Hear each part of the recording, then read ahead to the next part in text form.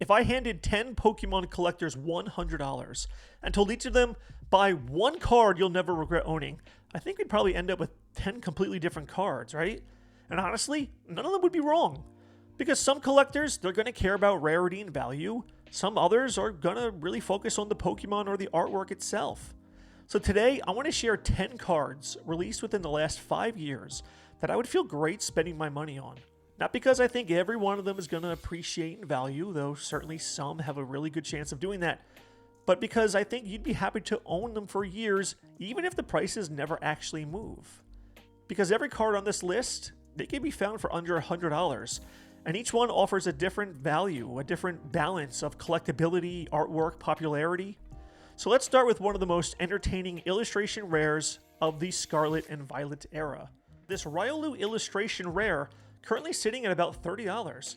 Now, Riolu may not be the most popular Pokemon on this list, and it definitely lives in Lucario's shadow, but the artwork is what makes this card special. It shows the aftermath of Riolu apparently having attempted to work out, and Riolu is just standing there trying to look innocent, which is exactly what a dog might do, right? And I love that the illustration, it's not really focusing on the chaos unfolding itself. It lets us arrive at that conclusion and piece together what happened. And that's kind of what makes this card feel like a small story rather than just a picture of a Pokemon standing there.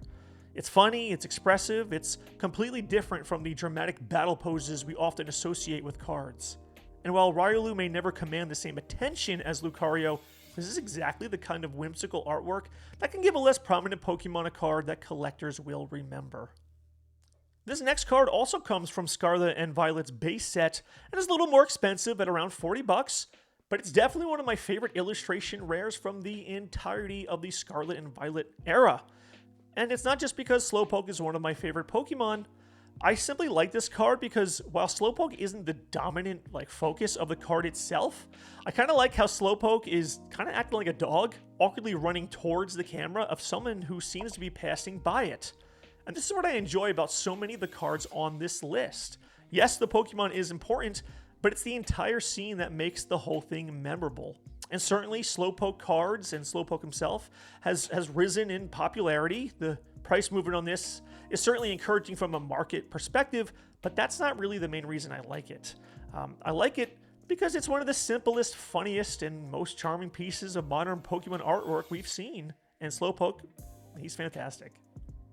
The next two cards both have a standard and a much more expensive Pokemon-centered stamped version. So first up here, we have this Snorlax promo, which can be had for surprisingly $25. And for one of the most popular Pokemon in the hobby, well, that's fantastic. And you're getting a card that captures exactly what people love about Snorlax, because here it's just sitting in the road, sleeping, blocking the path. That's exactly what it does in the games, right? You can see the Diglett stuck here, or you can see Pidgey perched right there up on top of it. It's a simple scene, but it immediately feels familiar. And while true that the Pokemon-centered stamp version is worth considerably more, this standard copy gives you the same fantastic artwork for hundreds of dollars less. And I think that's an important part of collecting that sometimes gets overlooked, that the most expensive version, it's not automatically the best version that you must have to enjoy the card. Because for roughly $25, you're getting an extremely popular Pokemon, nostalgic artwork, and a card that looks great in any collection. Pidgey makes another appearance on this next card, although Charmander is not very happy about it. This Charmander promo card has become one of the most recognizable modern promo releases over the last 5 years. Because even this standard version sits at about $65, but the artwork clearly shows why. We see Charmander hilariously staring intensely through the window at the Pidgey outside, the expression having become almost meme-worthy. And, there's no battle, there's no giant attack, it's just one expressive moment, and that's all the card needs. And this image is so recognizable that I think it's become a must-own promo for a lot of collectors. And its price has also risen substantially since January, showing that the demand has continued well beyond the product's original release. Now, the Pokemon Center stamp version certainly commands a major premium, but once again, the standard version lets you own the same memorable artwork at a much more accessible price. But even at $65, this is one of those cards that I can imagine collectors looking back on for years as one of the defining promos of the entire Scarlet and Violet era. At under $25, I think this is a surprisingly accessible way to own a genuinely distinctive modern Pikachu card. Because the artistic style, it's different from many other Pikachu promos. It feels playful and celebratory, almost like a snapshot of the broader Scarlet and Violet era as a whole, rather than just focused on Pikachu itself. And that matters because modern Pikachu promo cards are becoming very expensive. Pikachu has such a large collector base that nearly every unique version, it finds an audience. But not every collector needs to chase the rarest or most expensive Pikachu cards available. This one gives you Pikachu, a little bit of an unusual artwork, at an affordable price point.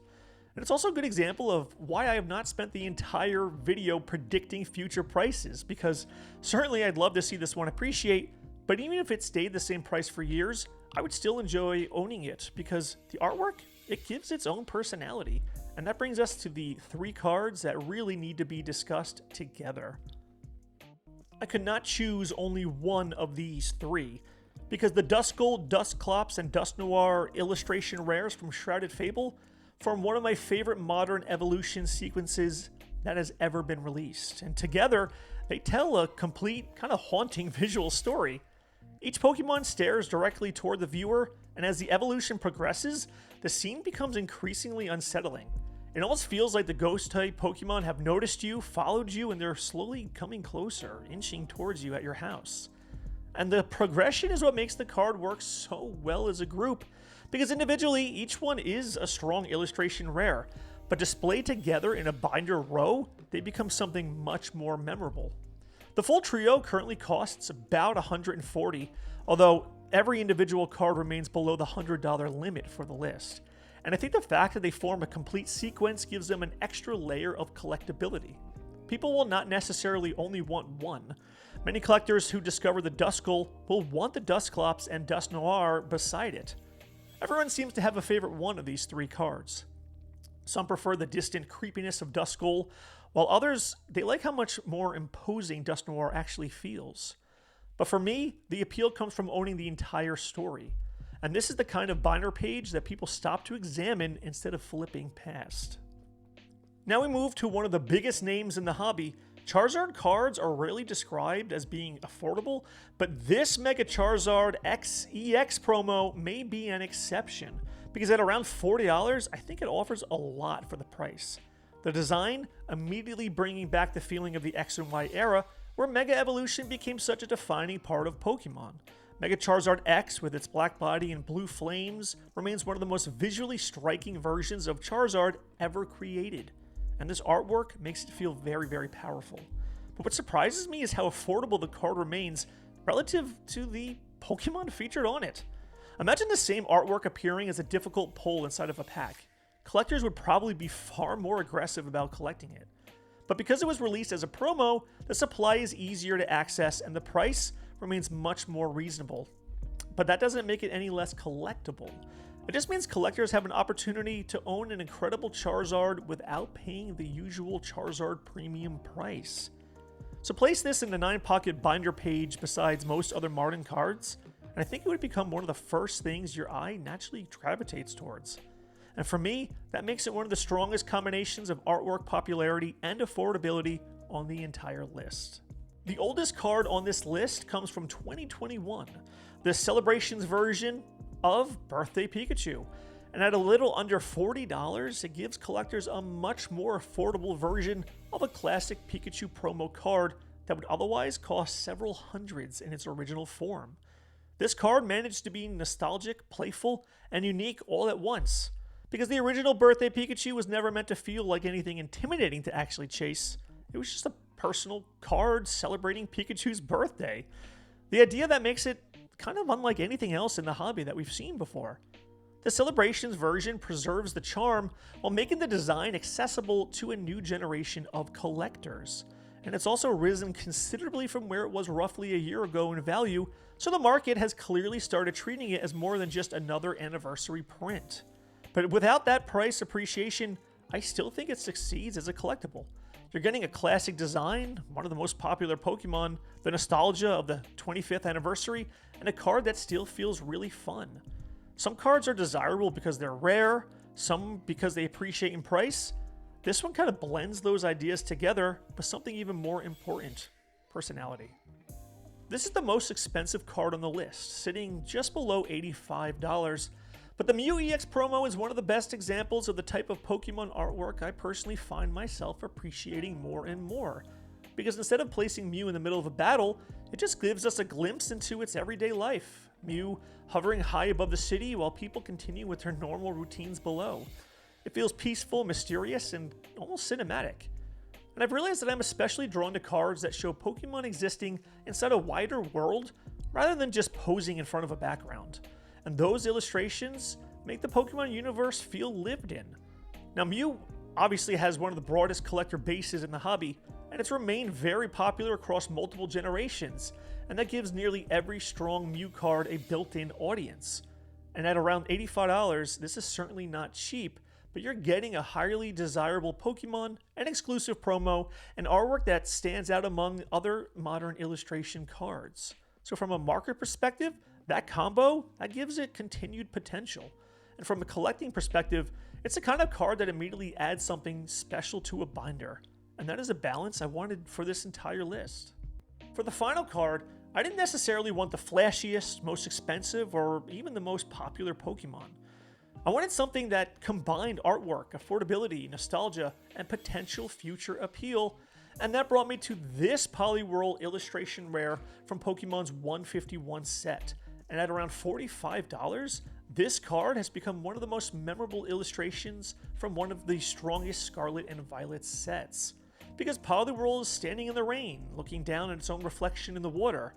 And it's a quiet artwork, but it's not boring. And Poliwhirl itself is actually a more important Pokemon historically than many collectors may realize, as it's the favorite Pokemon of the creator of Pokemon himself.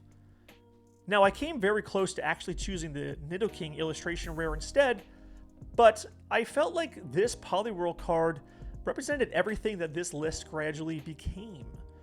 It has already appreciated considerably since January. It comes from the highly collectible 151 set, and it remains affordable compared with many of the set's larger chase cards. But most importantly, the artwork is beautiful enough that I would want it regardless of what the market did next. When I first started putting this list together, I thought it was going to be entirely about finding the best values under $100. But as I went through the cards, I realized that value can mean several different things. It can mean buying a card before it appreciates. It can mean getting an affordable version of artwork that normally carries a very large premium, or it can simply mean owning a card that adds something special to your collection every time you open the binder. There's no simple correct reason to collect Pokemon cards. Some people like the artwork or the favorite Pokemon. Some enjoy studying the market and looking for cards they believe will have room to grow. And many of us, we probably do a little bit of all three. And that's one of the things I love about the hobby. Of course, it's exciting when a card you own rises in value, but I don't think a card needs to rise in value in order for you to appreciate it the most. So my advice is simple: buy cards you're genuinely excited to own. And when those cards appreciate over time, that's a great bonus. But I'd love to hear your answer.